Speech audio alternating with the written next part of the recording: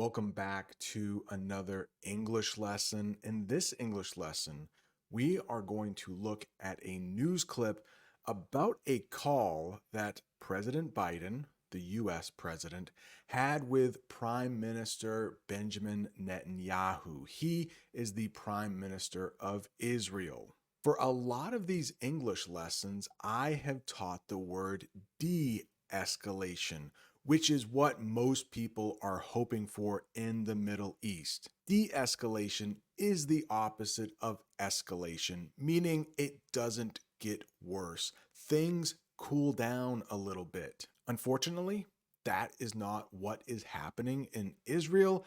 And for the first time, it seems like our president, I live in the United States, isn't exactly happy with what Benjamin Netanyahu is doing. In this English lesson, you will learn many words that you will see on the IELTS or TOEFL exam, or maybe you just want to better express yourself in your next English conversation. Let's watch a clip, and then I will come back and teach the difficult words you hear. President Biden spoke with Israeli Prime Minister Benjamin Netanyahu Wednesday. According to the White House statement, the president affirmed his commitment to Israel's security and urged Israeli forces to minimize harm to civilians in Lebanon. Affirm.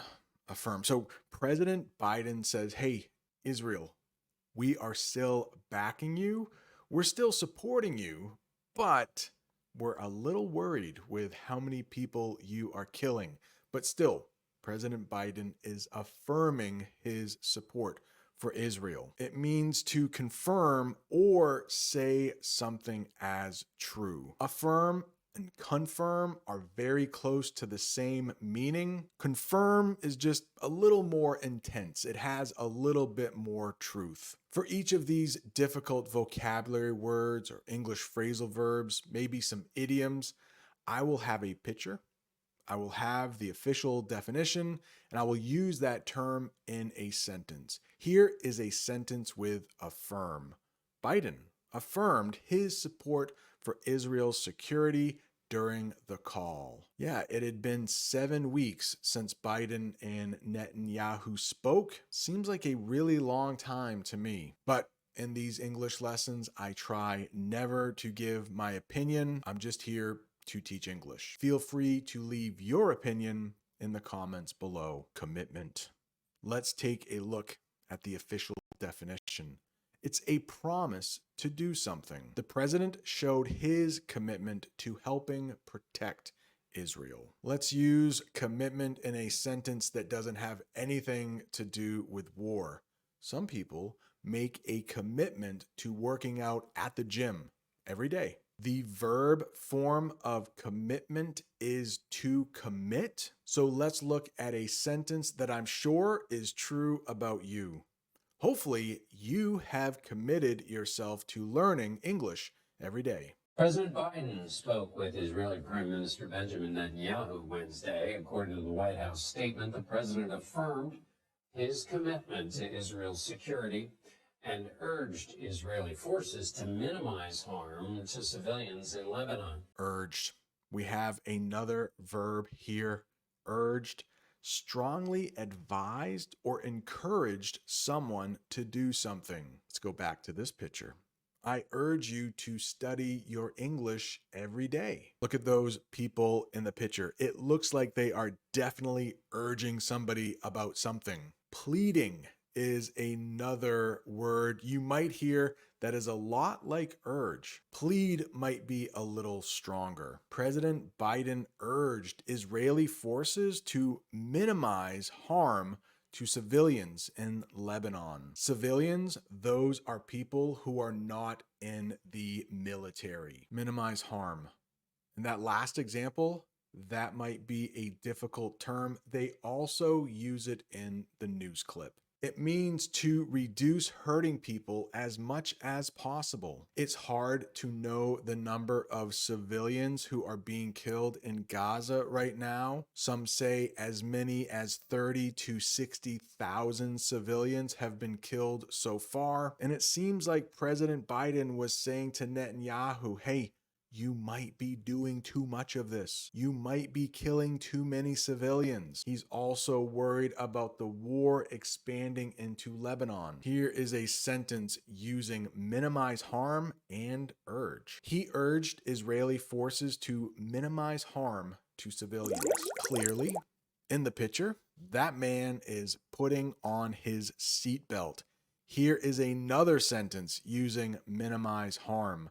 I always wear my seatbelt to minimize harm in case I get into an accident. The United Nations says 25% of Lebanon is under an evacuation order as Israel conducts air and ground operations against Hezbollah militants. Parts of the U.S. just experienced a couple hurricanes, and before those hurricanes hit, many people evacuated.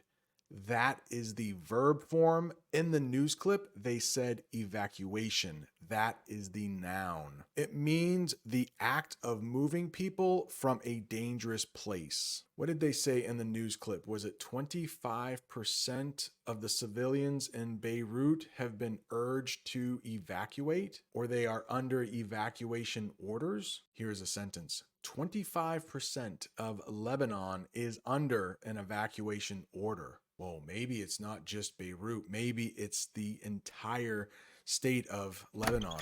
Ground operations. Take a look at that picture. It will probably help you understand what ground operations are. They are military actions carried out on the land.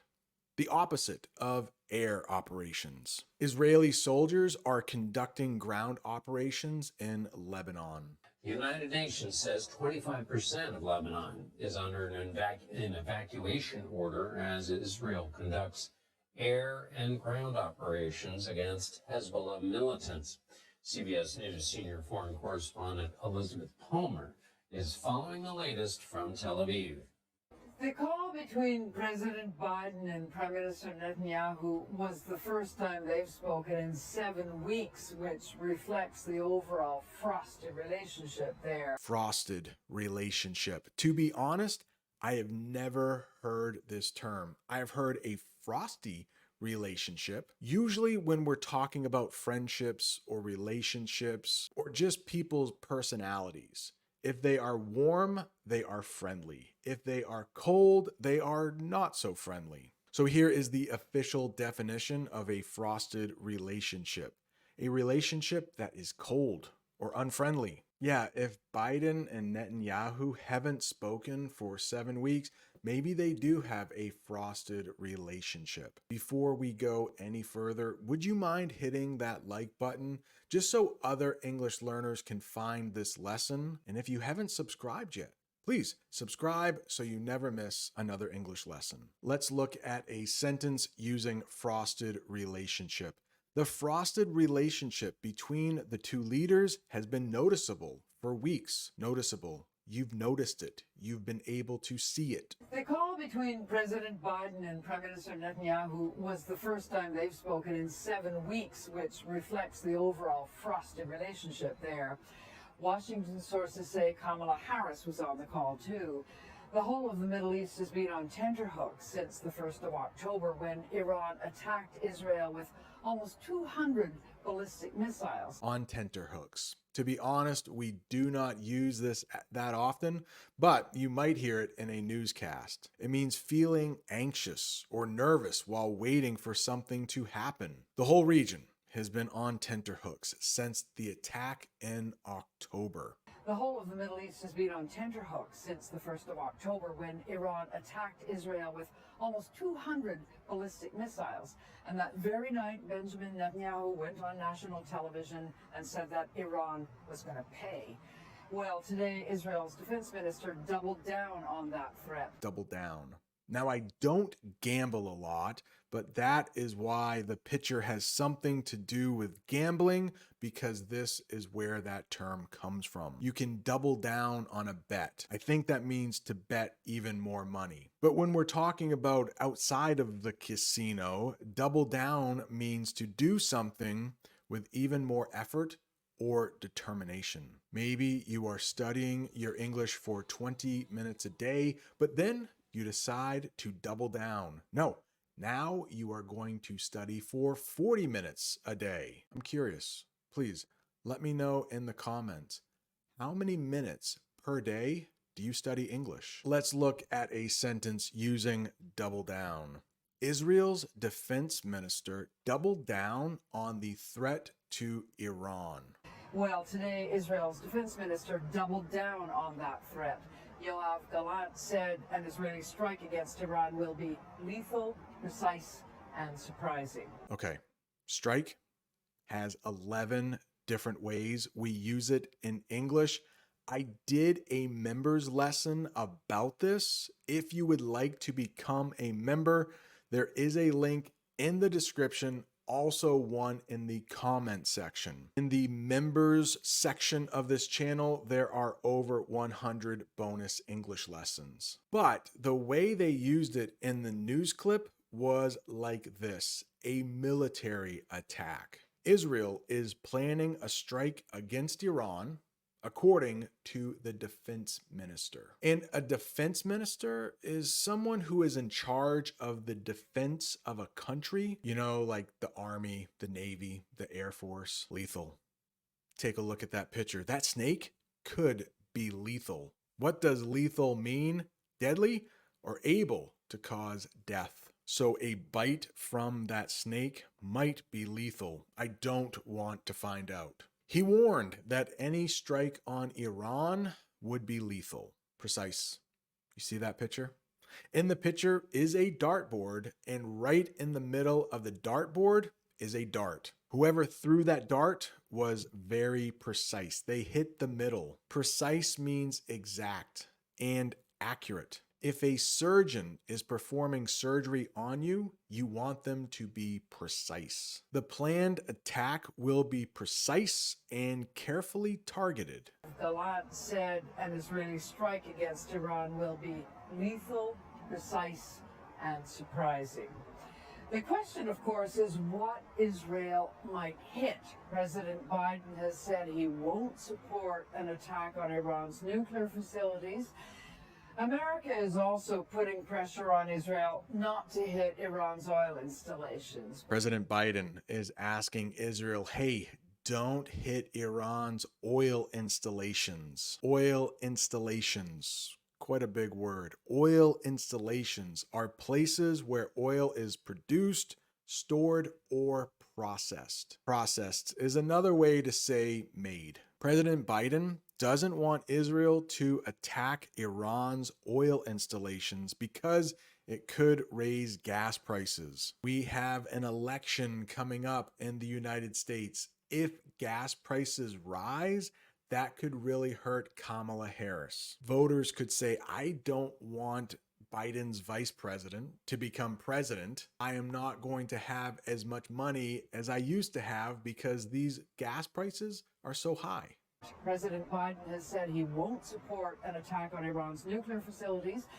America is also putting pressure on Israel not to hit Iran's oil installations, because if it did, oil prices would skyrocket and so would gas prices at the pump in America, just as the country is heading to the polls. Skyrocket. I know it might sound like a noun, but it is a verb, meaning to go up very quickly, you know, just like a rocket does. If Israel hits Iran's oil installations, gas prices will skyrocket. They will go up very quickly. Here's this. Are you still watching this English lesson? Great job, because I'm sure your English is just getting that much better.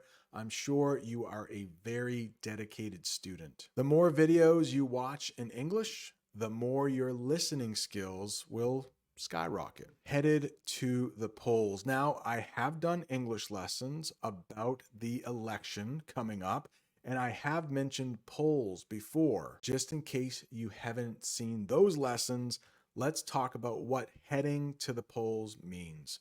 Going to vote in an election. Gas prices might rise just as Americans are heading to the polls for the election. And just in case you don't know the date of the American election, here is a sentence for you. Americans will head to the polls on November 5th to vote for president. Wage war. If you ever hear of wages, that means money.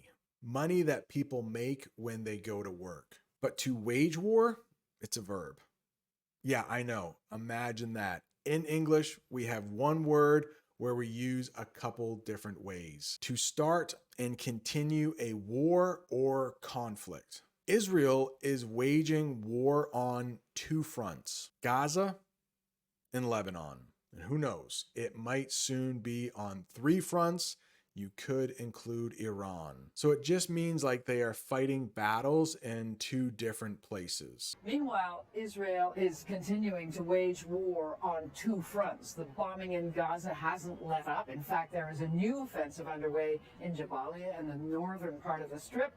And Israel ground forces are fighting Hezbollah inside southern Lebanon. Offense or offensive. Again, we have multiple meanings for this word, but in the news clip, they used it like this: a military operation to attack the enemy, the opposite of defensive. Now, the next English lesson I do on this channel will be about the United States sending defensive missiles to Israel. The United States is also sending defensive weapons to Ukraine. They are meant to protect those countries, not hurt the other countries they are fighting. Here is an example sentence. A new offensive has started in northern Gaza. America is also putting pressure on Israel not to hit Iran's oil installations, because if it did, oil prices would skyrocket and so would gas prices at the pump in America, just as the country is heading to the polls.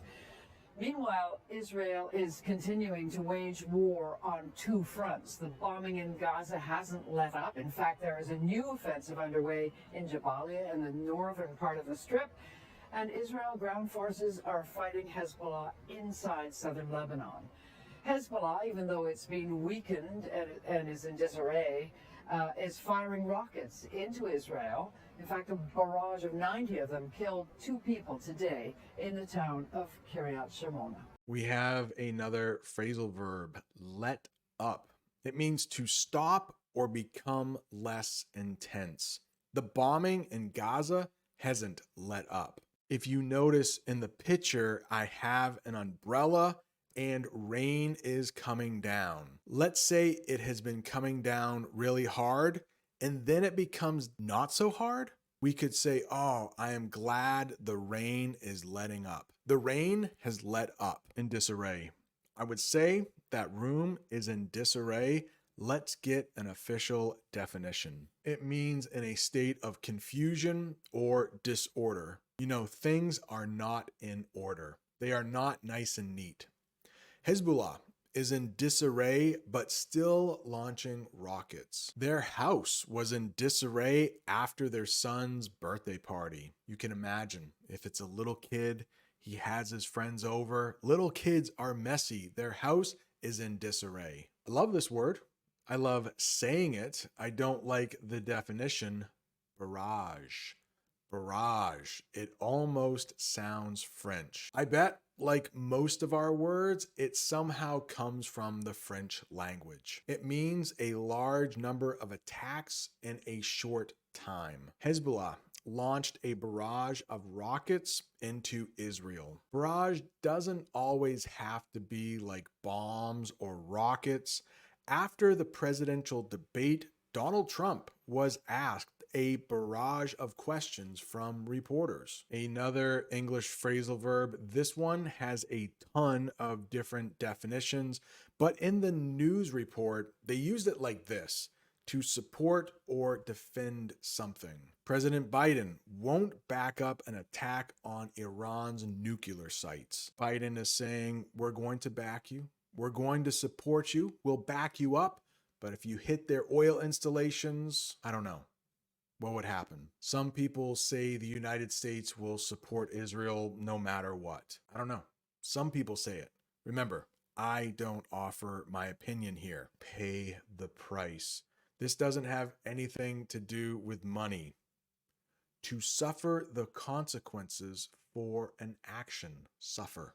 You are going to hurt because of something you did. Netanyahu said Iran would pay the price for its missile attacks. I hope you learned a lot in this English lesson. If you are not done learning English, right down there is another lesson I did about this war in the Middle East. Thanks so much for watching. See you next time.